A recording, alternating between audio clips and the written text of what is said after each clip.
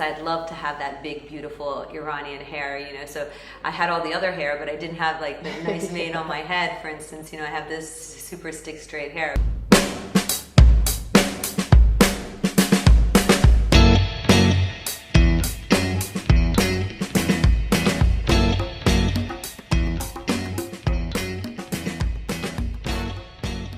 So my name's Dr. Maryam Zamani. I'm an oculoplastic surgeon and facial aesthetic doctor, which means that I focus really on the face and in particular surgically around the eyes.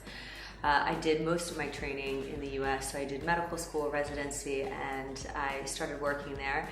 I came to the UK because of my husband, and during that time I had to do a little bit more training in order to get the same qualifications. So I'm board certified in America, but then I also had to do a little bit more to be GMC registered here, to be on the specialist registration. So that's sort of where I came from. I think in Western define more European or American. I think historically they have had smaller noses, and so it's not such a trend to have rhinoplasties unless they've had an accident or they've inherited a strong feature from a parent. But in the Middle East it has been historically and genetically that there can be a little bump on the nose, you can have a meteor tip on the nose. So those are the things that Iranians try to change in rhinoplasty. So they like the upward turning of the nose and not to have a dorsal hump, which is this area. So I think that is actually, what's instigated it in Iran to have that nice, slightly uplifted nose.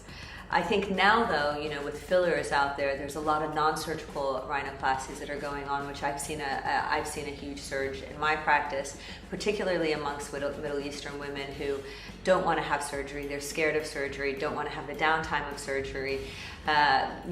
Just the idea of rhinoplasty scares them, and especially those with the dorsal hump, so they come to me and have non-surgical rhinoplasties done, which involve using a filler like hyaluronic acid to help smoothen and straighten that area. And the funny thing is they come in, they might even be young in their 20s and say, my mother, I don't want her to know. And I have them come back and they say, no one noticed, but I did, and that's all that matters. So I think it's really important.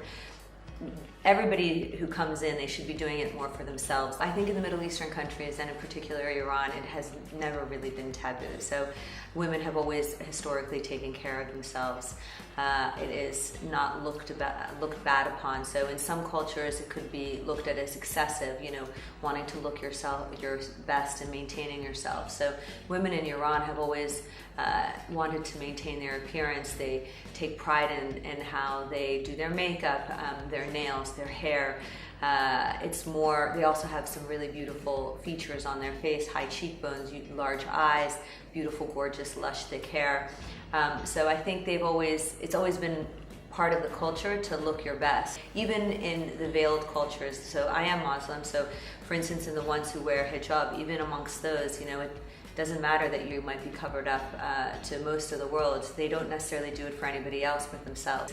Sometimes in Western cultures you do things to keep up with the Joneses, so to say. It's not necessarily for that, it's just to look best for themselves, their families, their spouses, and so they've taken great pride.